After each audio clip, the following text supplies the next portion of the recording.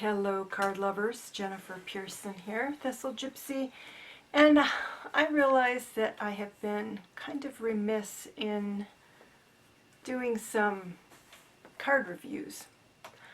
And I have really appreciated the card reviews of other people, and so I want to put my own out there. And I just have some wonderful decks. So the first one I'm going to start with here, and I will do separate video reviews for each one. But I'm going to start with soul cards, the wonderful soul cards. And probably the best, I'm just going to flip through them a little bit. Here's the backing on them. And I suppose, where's my standard tarot? They're a little wide. You know, here's standard Rider-Waite. You know, so they're kind of big cards. But I use them for my daily love readings, and I'm somebody that if I have a deck that I like, I have to use it. And I'm not somebody who does daily draws for myself. And so I found, though, that these cards are excellent. I'm going to start flipping through for illuminating other cards or what's going on with other cards in a spread. I had a client who requested a career chakra reading, and she wanted soul cards beside the cards that I chose from a standard tarot deck for each chakra. And it really was a wonderful, wonderful reading. The soul cards added a lot to it. Someday, this is soul cards 2, by the way. There are 2 decks. Someday I hope to have soul cards 1, but when I looked at other people's reviews, I decided to go with 2 for the starter. What you may find, since there is no book, there is no guidebook with this,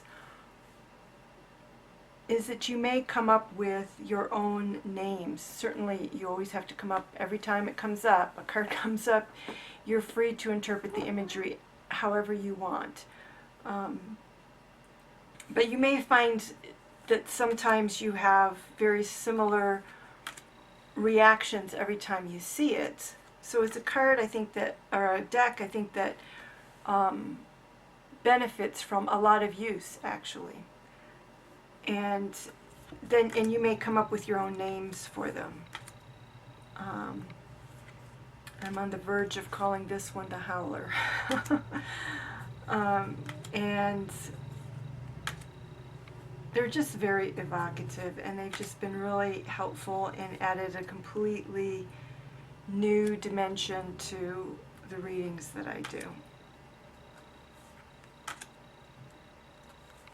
And so I highly advise people to, or highly recommend that people get these cards. I love this Bossy Lady card. It just cracks me up. They get it as a deck to augment. I have never tried to read solely with this deck. In other words, I've never tried to do a spread that was solely the soul cards, but I can see it in my future. It wouldn't surprise me if I did that. It has crossed my mind to do it someday, but I confess the fact that as much as I like it as an intuitive deck, that it's that it is purely intuitive is a little bit intimidating in terms of interpreting it in a spread. I would have to, well, I don't know. I just haven't done it yet. I just haven't done it yet. There may come a day, because I do toy with the idea, but it never seems exactly the right thing to go, quite to wing it this much.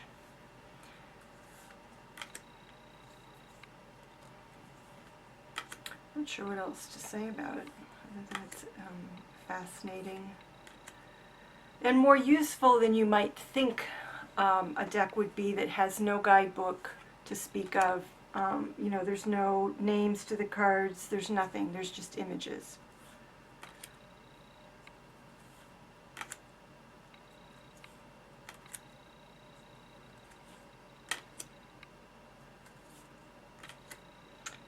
There's my Swiss chard woman. Most of these I don't, you know, Dragon Man, yeah. I didn't exactly have. There's my Swiss chard woman. I need to someday figure out what vegetable that's actually reminding me of.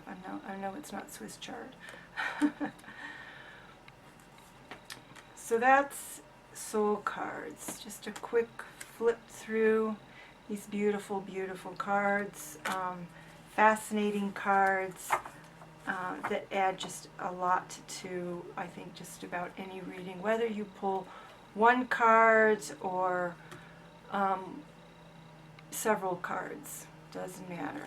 Just a lot of evocative possibilities here with these cards.